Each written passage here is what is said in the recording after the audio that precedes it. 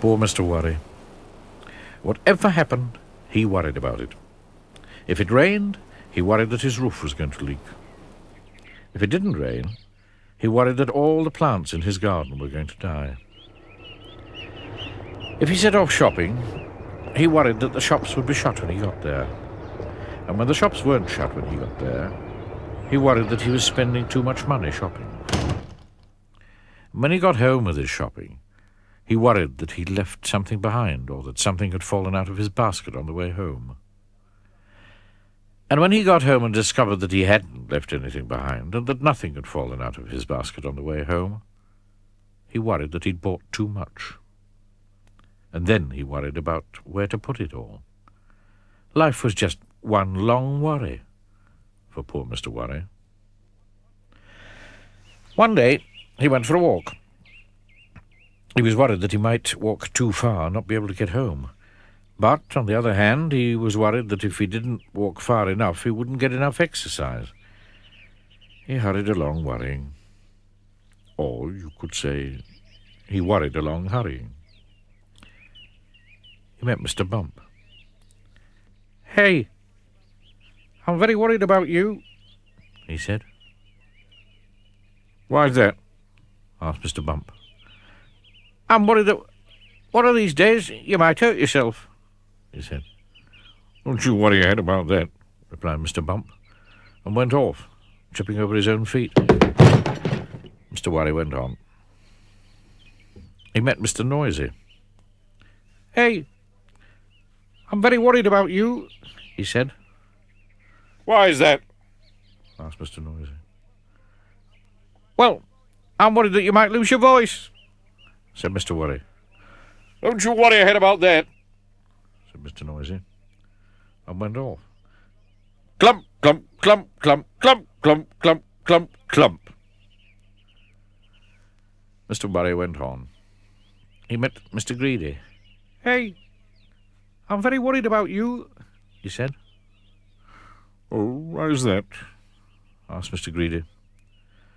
"Well, I'm worried that you might eat too much and be sick," explained Mr. Worry.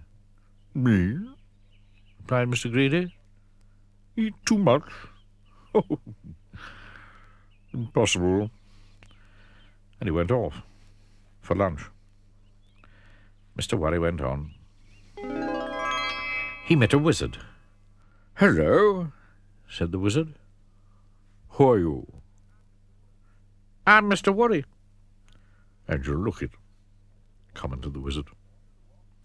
"I tell you what," he went on, for he was a helpful sort of wizard, "why don't you go home and write down every single thing that you're worried about, and I'll make sure that none of these things will ever happen.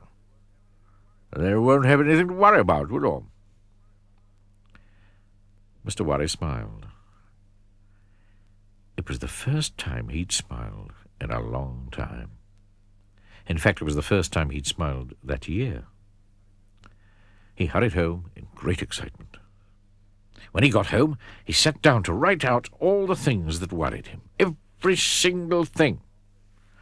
It was a long list. And then he went to bed and had the best night's sleep he'd had in years. The following morning, the wizard came round to collect Mr. Worry's list. "My goodness me," he said, when he saw the size of it.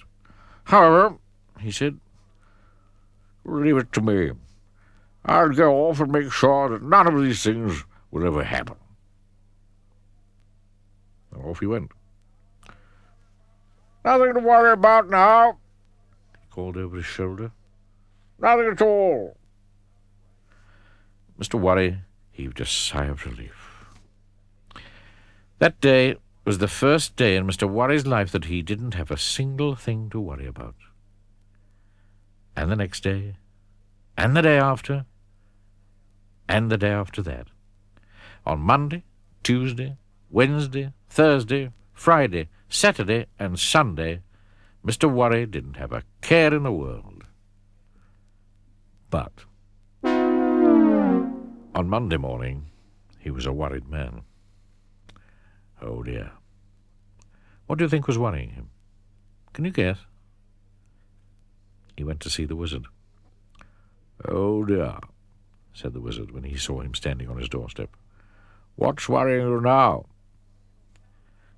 "I'll tell you," said Mr. Worry.